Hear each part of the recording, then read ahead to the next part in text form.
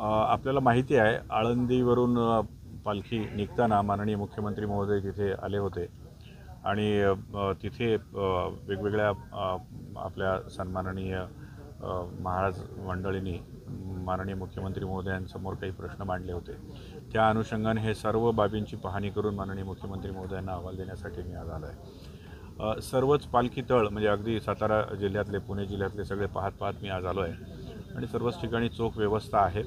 विशेषतः मागच्या वर्षी जे आपण मोबाईल टॉयलेट दिले होते त्यापेक्षा यावर्षी किमान 20% प्रत्येक ठिकाणी वाढ करायचं सांगितलेलं आहे। किमान 25% जास्तीचा स्टाफ आम्ही द्यायला सांगितलेला आहे आणि शासनाने त्या अनुषंगाने निधीसुद्धा आगाऊ स्वरूपामध्ये सर्व जिल्ह्यांना दिलेला आहे। त्यामुळे तशी व्यवस्था केलेली आहे। पिण्याचं स्वच्छ पाणी आणि त्याबाबत विशेष दक्षता घेऊन निश्चितपणे त्याचा स्रोत कुठं आहे, कशा प्रकारे आणलं जातं आहे, टँकर स्वच्छ असले पाहिजे, या सगळ्या गोष्टींची दक्षता घेण्याच्या सूचना आम्ही सर्वांना देतो आहे आणि सर्वच ठिकाणी पालखी तळ अतिशय सुरेख पद्धतीनं प्रशासनाने तयार केलेले आहेत। या व्यतिरिक्तही काही आणखी बाबी होत्या ज्या वास्कर महाराजांनी माननीय मुख्यमंत्री महोदयांच्या समोर मांडल्या होत्या, त्या अनुषंगाने आम्ही पाहणी करत येतो आहे। त्यामध्ये प्रामुख्याने काही ठिकाणी पाण्याचा निचरा होण्यासाठी व्यवस्था करायची होती, तर ते सूचना आम्ही आता दिल्या आहेत। तर काम ऑलरेडी सुरू आहे, ते काम पुढच्या काही दिवसामध्ये पूर्ण होईल आणि कोणत्याही परिस्थितीमध्ये पालखी तिथे पोहोचण्यापूर्वी ही व्यवस्था चोख असेल याची दक्षता संपूर्ण प्रशासन घेत आहे।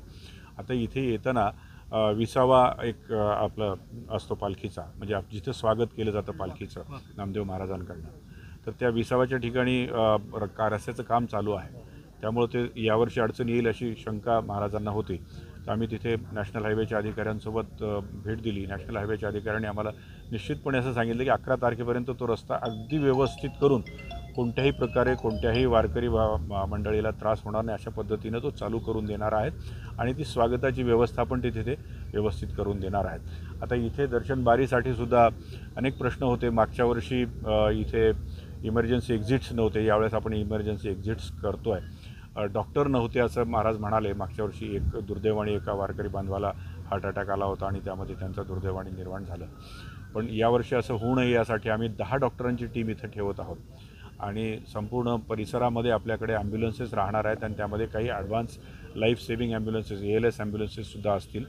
इथे आपण आरोग्य शिबिरं माननीय आरोग्यमंत्री महोदयांच्या नेतृत्वामध्ये आपण घेतो आहोत। मोठ्या आरोग्य मेळावे आपण अरेंज करतो आहोत, त्यामुळे आरोग्याच्या सर्व सुविधा असतील आणि यानंतरही आता म्हणजे चंद्रभागेच्या तीरावर आम्ही जाऊन महाराजांसोबत पाहणी करणार आहोत। त्यामध्ये आणखी काही सुधारणा करता येईल हे पाहतो आहे आणि माननीय मुख्यमंत्री महोदयांच्या मार्गदर्शनामध्ये आज खास माननीय मुख्यमंत्री महोदयांनी सांगितल्यामुळे आमदार प्राध्यापक बोरणारे साहेबही आमच्यासोबत आहेत, ते स्वतः वारकरी आहेत आणि त्यांचंसुद्धा मार्गदर्शन आम्हाला मिळतं आहे आणि प्रशासन निश्चितपणे चोख तयारी करत आहे की यावर्षीची वारी स्वच्छ, निर्मळ आणि सुरक्षित व्हावी।